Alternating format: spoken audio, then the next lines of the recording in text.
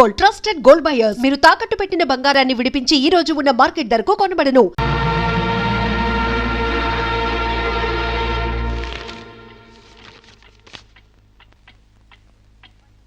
మనల్ని కుట్టినా కుట్టకపోయినా చీవని తేలిని పావుని చంపేస్తున్నాం మనకు హాని కలగకూడదని.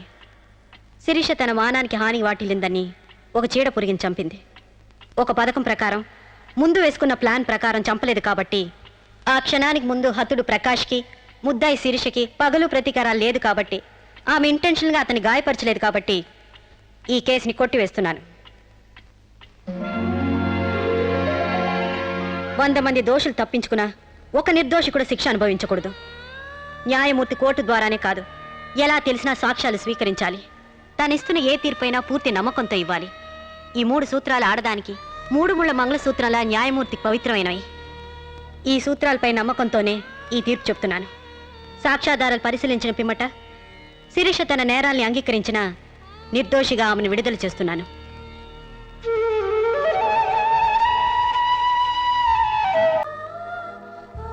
సార్, ఈవిడ అన్నయ్య దగ్గరికి వెళ్ళొచ్చాను. ఈవిడికి మాకు ఎలాంటి సంబంధం లేదని చెప్పారు సార్. దీనికోసం మనిషి అన్నవాడు ఎవడూ రాడు, కానీ కేసు రిజిస్టర్ చేసి కోర్టు తీసుకుపోదండి.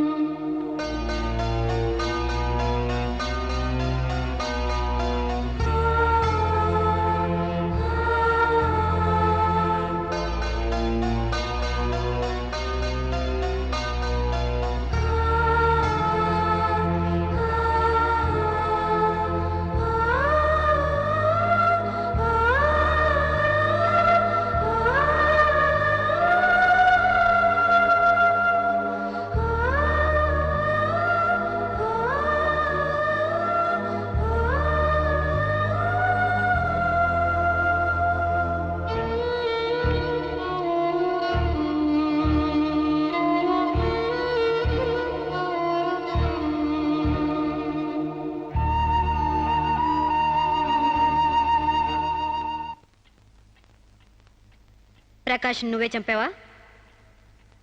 సైగలు మూగ భాషలు ఇక్కడ కుదరవు, నోటితోనే చెప్పాలి. నేనే చంపాను. ఎందుకు చంపావు? చంపానని ఒప్పుకున్నాను కదా, ఏదో సెక్షన్ కింద నన్ను చంపేయండి. ముద్దాయే శిక్ష విధించుకుంటే ఇక్కడ మేమెందుకు? సెక్షన్లు శిక్షలు నువ్వు గుర్తు చేయాల్సిన పని లేదు. అసలు నువ్వేం చేసావో చెప్పు. ఫారెన్లో నా ఫ్రెండ్ని చంపేశాను, ఇక్కడ ప్రకాశం చంపేశాను, భారతీయ సంస్కృతిని చంపేశాను, గౌరవ మర్యాదలను చంపేశాను, ఆఖరికి నా బిడ్డను కూడా చంపబోయాను. నన్ను చంపేయండి, నేను బ్రతకూడదు. బ్రతకడానికి నాకు అర్హత లేదు. అందరికీ ఒక పాఠంగా, నాకు గుణపాఠంగా నన్ను ఉరికంబ ఎక్కించండి. చంపడానికి చావడానికి వెనకాడని నీలాంటి వాళ్ళు సమాజానికే ప్రమాదకరం. అన్నల్ని, వదిల్ని, ఫ్రెండ్స్ని, వర్కర్స్ని లెక్క చేయని నువ్వు చివరి కోర్టును కూడా పట్టించుకోవడం లేదు. నేరం ఒప్పుకుంటే శిక్ష తగ్గిస్తామనుకోవద్దు. సాక్ష్యాధారాల్ని, వాంగ్మూలాల్ని పరిశీలించి తగిన తీర్పు ఇవ్వడానికి కోర్టు 20వ తారీఖు వాయిదా వేస్తున్నాను.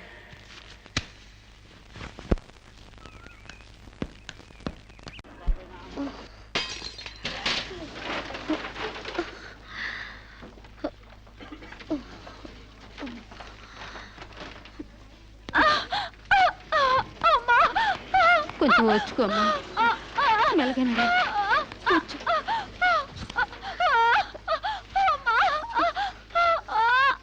బాబు, బిడ్డ నొప్పులకి తట్టుకోలేకపోతుంది.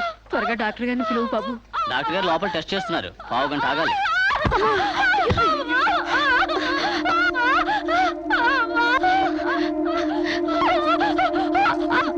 ఆవిడ కింద మీద పడుతుంటే పట్టించుకోకుండా చూస్తావేంటి?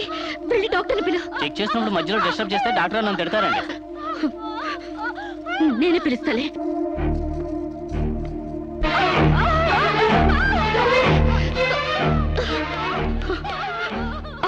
ఇక్కడ నొప్పులతో సతమతం అయిపోతుంది. మీరు త్వరగా రావాలి. కంగారు పడితే ఎలాగమ్మా? రౌండ్స్ అవగానే వస్తాను. చాలా అర్జెంట్ డాక్టర్, మీరు అర్థం చేసుకోండి. అందరికీ అర్జెంటే, కాస్త ఓపిక పట్టాలి.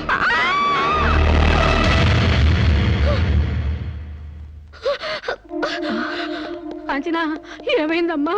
అమ్మా కాంచనా, అమ్మా ఏమైందమ్మా? అమ్మా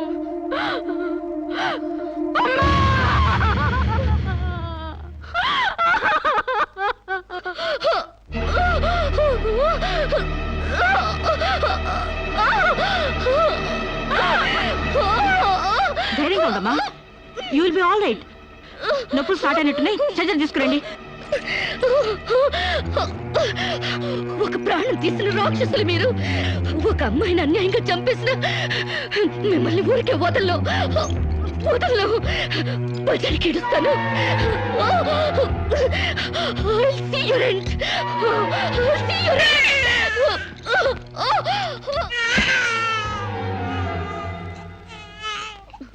నా పాపే, నేనున్నానుగా. చూ నా బుజ్జి బాబు కదూ, ఏడోకమ్మా. జో అచ్యుతానంద జో జో ముకుందా. ఏడోకమ్మా, నిన్ను నాతో పాటే పైకి తీసుకెళ్ళిపోతా. అక్కడ మన ఇద్దరం హాయిగా కలుసుందాం. నేను నీకు అమృతాన్ని ఉగ్గుపోసి పెంచుదాగా. నువ్వు ముందెళ్ళు, నేను వెనకొస్తా. కంగారు పడకమ్మా, నేను నీతో పాటే వచ్చేస్తున్నాను.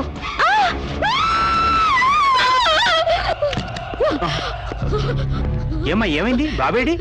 దెయ్యం వచ్చి బాబుని ఎత్తి గడిపోయింది. మా కనిపించకుండా నీకే కనిపించిందా? నిజంగానే తెల్ల బట్టలతో వచ్చి నా బాబేని బాబుని ఎత్తుకుని కిటికీ వచ్చి పడేసింది. ఇందాక చచ్చిపోయింది ఆ అమ్మాయి. మరి ఆ దయ్యం ఏమైంది? ఆ అమ్మాయి దూకేసింది.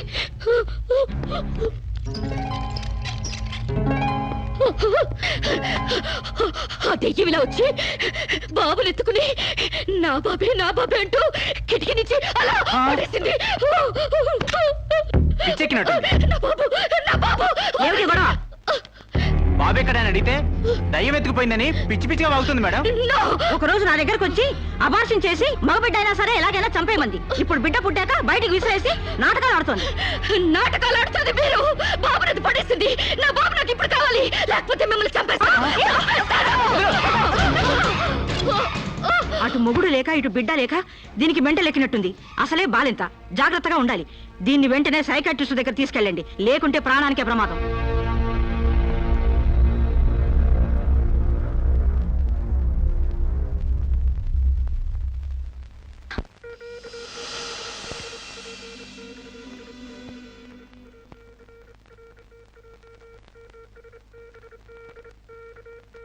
నెమ్మదిగా కళ్ళు తెరవమ్మా.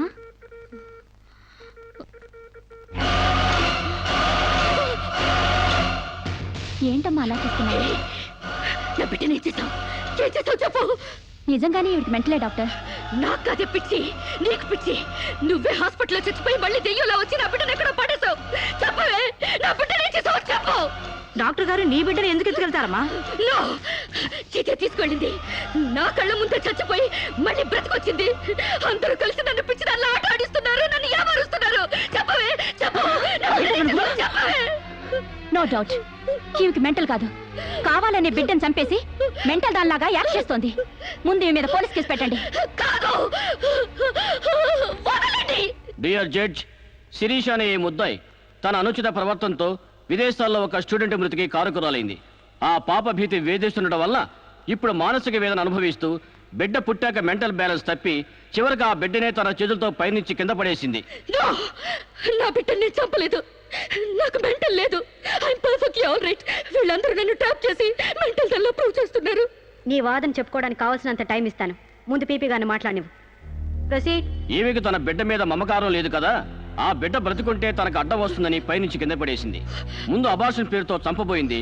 అది వీలు కాక బిడ్డ పుట్టగానే వదిలించుకుని దెయ్యమనే నాటకాలు ఆడుతుంది. వీటికి తగిన సాక్ష్యాలు doctor Sunitha and her staff.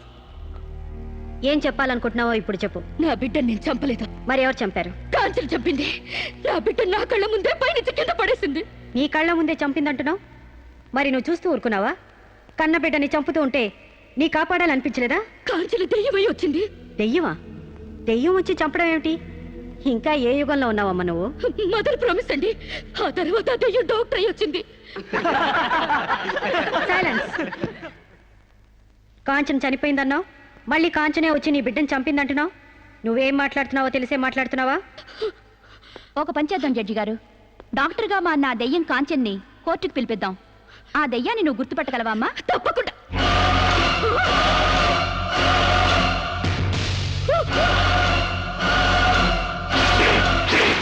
ఏంటమ్మా అలా చూస్తున్నావు? జడ్జి గారు, ఈ దైవే నా బిడ్డను చంపింది. ఇప్పుడు లాయర్ అయి వచ్చింది. నో, లాయర్గా రావటం ఏంటమ్మా? ఆ అమ్మాయి లాయరే. ఇది లాయర్ కాదు, ఇదే నా బిడ్డను చంపింది. ఏయ్! చెప్పు చెప్పు, నా బిడ్డను ఎందుకు చంపావు? చెప్పు, నా బిడ్డను ఎందుకు చంపావు?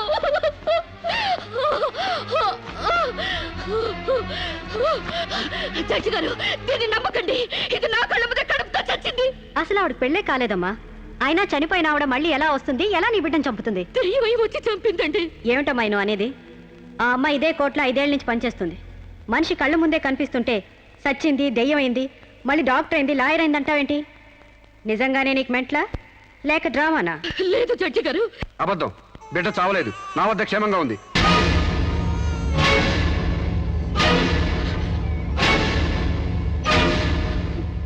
శిరీష్ బిడ్డను చంపైపోతుందని తెలిసి ముందుగానే తీసుకెళ్లి క్షేమంగా నా దగ్గర ఉంచుకున్నానండి. శిరీషకు నువ్వేమవుతావు?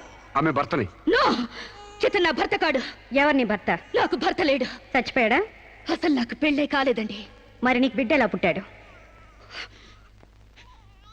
డేటింగ్ మూలంగా. వాట్?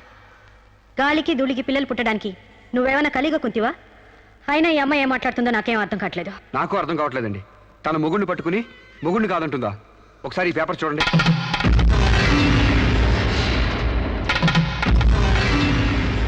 తన బిడ్డకు తండ్రినని తన ప్రశ్న అప్పుడు నేను వేలిముద్ర వేసిన పత్రాలు. పిచ్చివాడి చేతిలో మట్టిగడ్డ ఎంత ప్రమాదమో, పిచ్చిదాని చేతిలో పసిబిడ్డ కూడా అంతే ప్రమాదం. అందుకని ఈ బిడ్డ సంరక్షణ బాధ్యత నాకు అప్పగించండి. అలాగే నా భార్య ఆస్తులపై హక్కులు కూడా నాకు అప్పగించండి.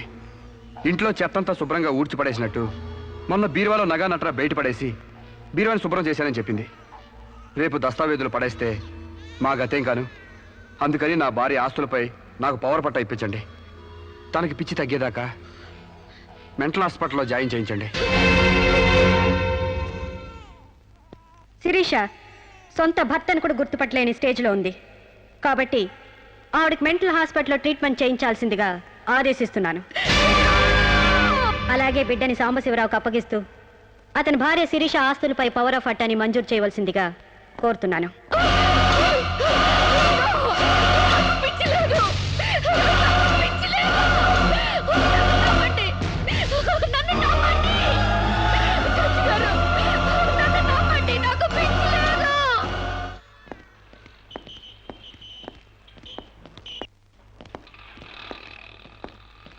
తల తిప్పుకోవడం కాదు, దించుకోవే.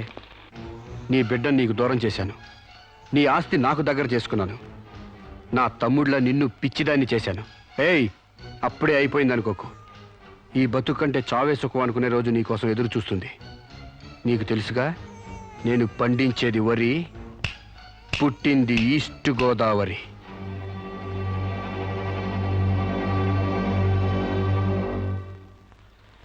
మీరు చేసిన సాయానికి రుణపడి ఉంటానండి. ఇంక ఈ డోస్ చాలనుకుంటాను సాంబశివరావు.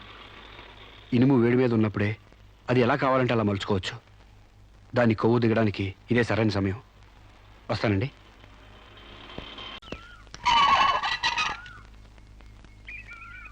నేను జడ్జ్మెంట్ వాయిదా వేస్తున్నట్టు మీరు జర్నీని అర్జెంట్ చేస్తున్నారా? ఎంతైనా జడ్జ్ భర్త అనిపించారు. మీరు పాఠాలు నేర్పించకపోతే పిల్లలేం ఫెయిల్ అయిపోరు. ఈసారి వారం రోజు సెలవు పెట్టండి.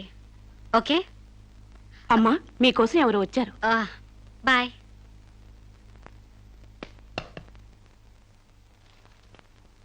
నమస్కారం అండి. నా పేరు సాంబశివరావు అండి. నువ్వు శిరీష తాలూకు మనిషివి కదూ? అవునండి. సారీ, నేను ఇంట్లో కోర్టు విషయాలు మాట్లాడను. నేను అందుకు రాలేదండి, కొన్ని సొంత విషయాలు మాట్లాడుకుందామని. సొంత విషయాలా? హాయ్, కొంచెం పర్సనల్ అండి. చెప్పండి. ఆ, అది మన ఇద్దరి మధ్య ఉండాల్సిన పర్సనల్ అండి. మీరు కాసేపు బయట ఉండండి.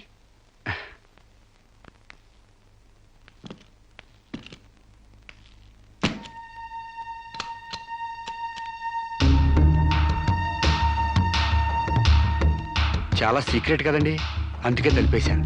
ఉమ్, చెప్పు. మీ వారు ఢిల్లీలో ఉంటారంట కదండి? అవును, అక్కడ మీ వారు లీడరో అంట కదండి? University reader. 15 రోజులకోసారి వచ్చి వెళ్తుంటారంట కదండి? ఇవన్నీ నీకెలా తెలుసు? కావాల్సిన వాళ్ళ గురించి ఆ మాత్రం తెలుసుకోలేమంటండి. అమావాస్యకోసారి వచ్చే మీ ఆయన కోసం మీ అందాన్ని అడవి కాసిన వెళ్ళి చేసుకుంటారా? ఆ రోజు కోర్టులో మిమ్మల్ని చూడగానే నా వయసు జిగేలు మంది. మీ ఆయన ఉండరని తెలిసి నా మనసు జాలి పడింది. తేగలాగా మంచి నాజుగ్గా ఉన్నారు. ఎందుకిలా మీ అందాన్ని మగ్గబెట్టుకుంటారు? ఓ పని చేయండి, మీరు నన్ను ఉంచుకోండి, లేకపోతే నేను మిమ్మల్ని ఉంచుకుంటాను. రాస్కెల్, నన్నెవరు అనుకుంటున్నారా? రంబన తలదన్నే మేనకే మీ కాలు మొక్కి అందగత్తి అనుకుంటున్నాను. మిస్టర్ సాంబశివరావు, ఆయ్, పండించేది వరి, పుట్టింది ఈస్ట్ గోదావరి.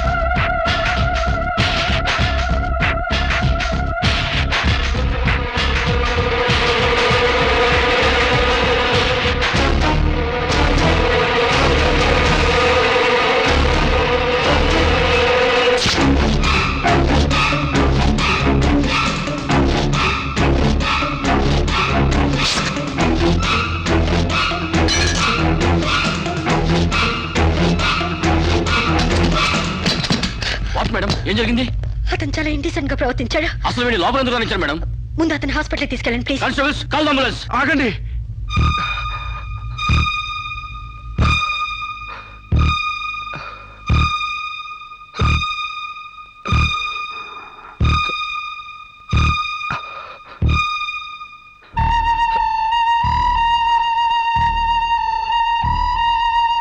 భయపడకండి అమ్మా, మీరు నాకు తల్లి లాంటి వారు. ఇదంతా నేను కావాలని చేయలేదు. శిరీష్ నిర్దోషని చెప్పడానికే చేశాను. అవునమ్మా, శిరీష్ అమాయకురాలు. నా శిరీష్కి అనుకోలేకపోయినా ఆర్తన ఉంది. మమకారాన్ని అర్థం చేసుకోలేకపోయినా మానవానికి విలువిస్తుంది. రాష్ట్రం కాని రాష్ట్రం వెళ్ళొస్తేనే స్టైల్ పెరిగే ఈ రోజుల్లో 20 సంవత్సరాలు ఫారిన్లో ఉండొచ్చిన శిరీష్కి ఇతరుల్ని డామినేట్ చేయాలనే తప్ప వేరే ఆలోచన లేని పిచ్చిది. మీరు ఒక జడ్జి అయ్యిండు కూడా ముందు వెనక ఆలోచించకుండా రేపు చేయబోయి నన్ను కత్తితో పొడిచారు. ఎందుకు? ఆడదానికి ఇష్టం లేకపోతే స్వయానా మన్మధుడే దిగొచ్చినా అంగీకరించదమ్మా. నా శిరీష శీలం లేని ఆడదైతే ఆ రోజు వాడిని ఎందుకు చంపేది? హాయిగా వాడితోనే డేటింగ్ పెట్టుకునేది. మొగుడితో తప్ప పరాయి మగాడితో ఊహించుకోలేని ఆడతోనూ ఏ ఆడదైనా ఆ పరిస్థితుల్లో ఉంటే ఈరోజు మీలాగే ఆ రోజు శిరీష్ లాగా చేస్తుంది. ఎంత పచ్చి వ్యభిచారైనా ఇష్టం లేని మగాడి చేయి పడితేనే చేదరిస్తుంది. నా శిరీష్ సిగ్గు తెలియంది కానీ శీలం లేనిది కాదమ్మా. తను నా తమ్ముడిని ఏ డేటింగ్ పేరుతో మోసం చేసిందో అదేవిధంగా మోసం చేసి తనలో మార్పు రావాలని నాటకం ఆడాను. అవును మేడం, శిరీష్లో మార్పు తేవాలని నేను సాంబశివరావు కలిసి ఈ నాటకం ఆడాం. ఆమెలో మార్పు సాధించాం. కానీ లాస్ట్ మూమెంట్లో మర్డర్ కేసులో ఇరుక్కుంది. మీరు శిరీషకు కటింగ్ శిక్ష వేయబోతున్నారని తెలిసి అతను ఈ రేప్ ప్లాన్ గురించి నాతో చెప్పాడు. మీకు తెలియంది కాదు, కానీ చెప్తున్నాను. రేపుకు ఉరిశిక్ష వేయాలని చట్టాల మార్పు కోసం ప్రయత్నాలు జరుగుతున్న ఈ రోజుల్లో రేపిస్ని చంపటం కనీసం చిన్న నేరం కూడా కాదని నా నమ్మకం. దయచేసి నా శిరీష్ని కాపాడండి. నా శిరీష్ని కాపాడు.